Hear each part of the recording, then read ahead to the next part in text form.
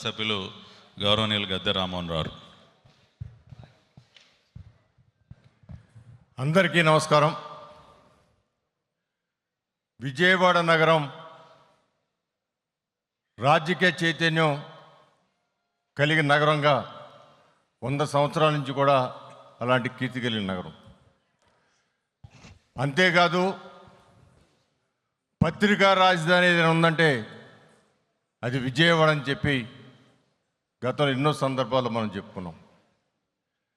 విడిపోయిన ఆంధ్ర రాష్ట్రం మొట్టమొదటి శాసనసభ సమావేశాల్లో నారా చంద్రబాబు నాయుడు గారు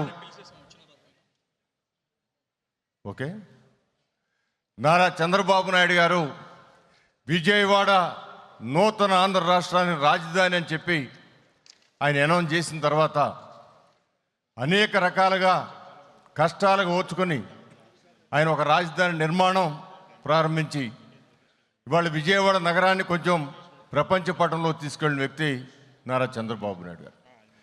అంతేకాదు విజయవాడ నగరానికి చెందిన నందమూరి తారక రామారావు గారు ప్రపంచంలోనే సినీ పరిశ్రమకి ఇక్కడ విజయవాడ చుట్టూ తిప్పిన సినీ పరిశ్రమ తిప్పిన వ్యక్తి నందమూరి తారక రామారావు, అక్కినేని నాగేశ్వరరావు గారు, కైకాల సత్యనారాయణ, ఇలా అనేక మంది నటులు కూడా కేంద్రం ఈ ప్రాంతం.